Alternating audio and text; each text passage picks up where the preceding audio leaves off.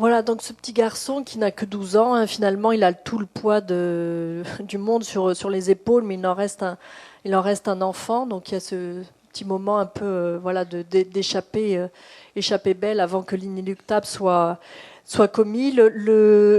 L'enterrement qui est évoqué, c'est le corps qui est recouvert, c'est celui de son père. Il va essayer comme ça, là c'est sa première tentative de chercher de l'aide auprès des adultes, du monde environnant, et voilà, personne ne va lui répondre, donc ça va se terminer de façon tragique.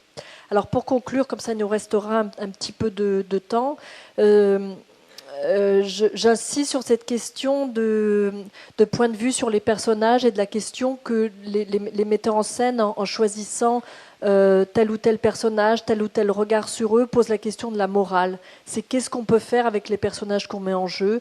Certainement pas n'importe quoi, et surtout avec les enfants, et que la position de surplomb de celui qui dirige, qui est un peu au-dessus, est assez insupportable, spécialement quand il s'agit d'enfants ou d'ados au cinéma. Alors après, les questions sont ouvertes. Peut-être vous aurez des choses à dire sur pourquoi est-ce que c'est plus simple, pourquoi est-ce que c'est plus communément fait de représenter des enfants comme nos chères têtes blondes, quoi, des petits singes savants ou des choses, des enfants charmants, mignons, tendres, enfin tout ce que j'ai dit. Et pourquoi la cruauté ou la véracité de l'enfance est plus difficile à mettre en scène. Voilà, je laisse ouvert. Il paraît aussi que pour être artiste, quel que soit l'art qui est le nôtre, il est important d'avoir conservé une part d'enfance. Alors là encore, question ouverte, vous aurez peut-être un point de vue là-dessus. C'est quelle part d'enfance? Est-ce que c'est vrai? Et voilà, est-ce que les artistes qui jouent, qui font semblant, hein, c'est ça l'enfance qu'ils ont conservée? Trois petits points de suspension. Voilà, il nous reste un peu plus de 5 minutes pour échanger, si vous le désirez, pour poser des questions, prolonger. Moi, je voulais répondre directement à la question que vous venez de poser, parce que pour moi, le cinéma, enfin le choix de faire du cinéma, ça vient de l'enfance, quand même. La plupart du temps, la plupart des grands cinéastes ont découvert le cinéma dans leur enfance, et c'est leur manière à eux de trouver leur propre morale du regard, quoi, par rapport à ce qu'ils ont vu enfant. Je pense en particulier à Truffaut, je pense à beaucoup de cinéastes qui ont fait l'école buissonnière pour C'est aller au sûr que cinéma. les 400 coups dont je vous coupe, mais dont on n'a pas finalement pas vu un extrait, y a même un côté un peu revanche hein, Truffaut prend sa revanche sur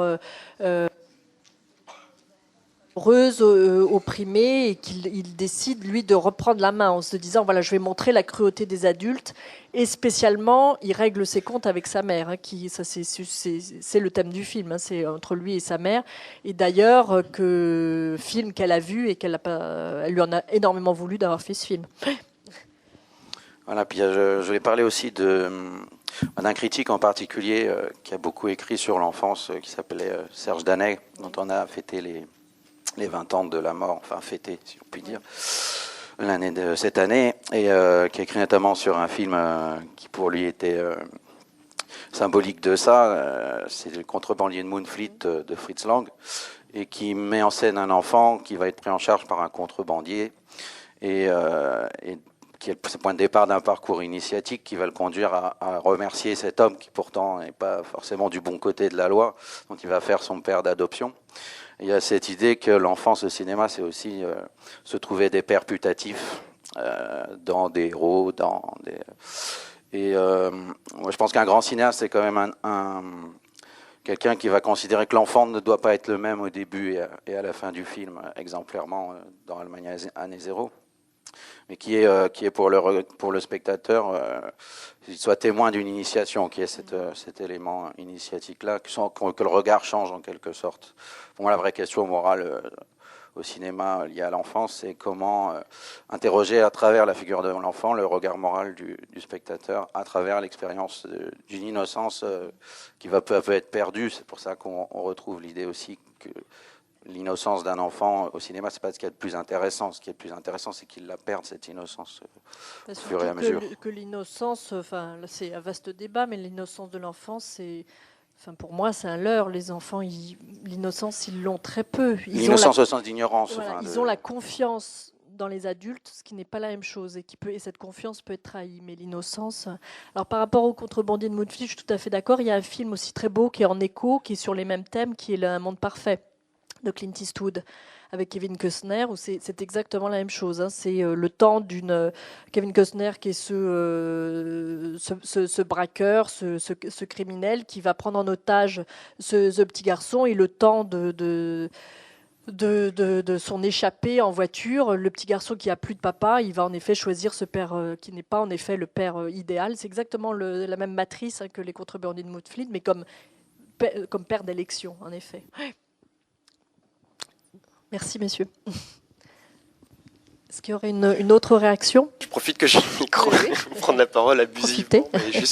En fait, j'ai pas assisté à toute l'intervention, donc je vais peut-être dire un truc qui a déjà été dit.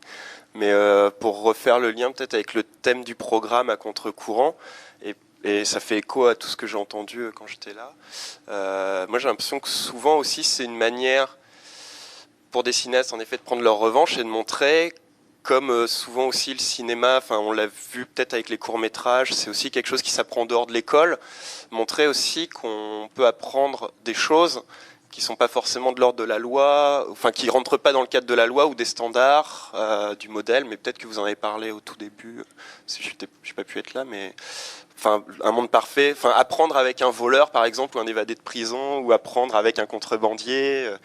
Et je trouve qu'on voit souvent ça au cinéma, en fait. Comment on apprend aussi en dehors des sentiers battus des choses de la vie qui sont pas forcément des choses qui s'enseignent. Oui, voilà, c'est ça. Oui, parce que, enfin, là, c'est une vaste question, la question de la transmission, mais c'est des questions que tout parent et enseignant, alors en plus quand c'est des parents enseignants, là, j'imagine, se posent, comment ça, qu'est-ce qui passe, comment ça passe, et c'est souvent en contrebande justement que l'apprentissage se fait. Oui, tout à fait. Oui, bah alors toujours en écho. Enfin, ça, c'est pour continuer ce que je dis. En fait, nous, on travaille aussi sur les. Bon, on l'a pas dit parce qu'il y avait beaucoup de temps de parole ce matin, et on travaille aussi à CIMA 93 avec les tout petits, enfin avec les crèches et les maternelles. Et c'est une question qui, je pense, fait écho à ça aussi. C'est une question que se posent souvent les éducateurs avec des tout petits. C'est voilà, justement, qu'est-ce qu'on peut montrer à des tout petits, et à quel moment on sort justement par exemple, montrer des choses affreuses ou des choses comme ça. Et on avait fait intervenir Marie Bonafé, je ne sais pas si vous connaissez cette psychologue qui avait beaucoup travaillé sur la lecture, qu'est-ce qu'on peut donner à lire aux enfants, et qui justement nous disait des choses un peu comme ça, c'est-à-dire qu'on apprend dans la lecture, mais aussi elle élargissait ça au cinéma et à la peinture et aux arts en général. C'est qu'on apprend en fait des choses sur lesquelles on peut pas vraiment mettre de mots en fait, et que, enfin du coup, enfin voilà, je trouve que c'est ça aussi peut-être le lien entre l'enfance rebelle peut-être et le cinéma. C'est que en effet, on est en dehors des sentiers battus, et autant dans les films qu'on peut montrer ou les livres qu'on peut montrer aux tout petits. Quand on montre des enfants qui se lient d'amitié avec des loups, des loups-garous, ce genre de choses, c'est aussi quelque chose qui, selon elle, encore une fois, faisait écho aussi à ce que les enfants vivaient, parce qu'ils vivent des choses en dehors de la présence des adultes, et voilà. Et du coup, c'est des choses un peu obscures, mystérieuses. Bon, je m'éloigne peut-être un petit peu là, mais comme il n'y avait pas de prise de parole, j'en profitais. Je me demandais si les films sur l'enfance n'étaient pas plus destinés aux adultes qu'aux enfants, et à ce moment-là, si c'était pas paradoxal de nous-mêmes les montrer à des enfants. Vous trouvez que les films que j'ai montrés s'adressent plus aux adultes qu'aux enfants ? J'avais l'impression que souvent, les films sur les enfants, c'est aussi une manière de dire aux adultes ce qu'ils ont oublié de l'enfance ou ce qu'ils veulent pas voir de l'enfance.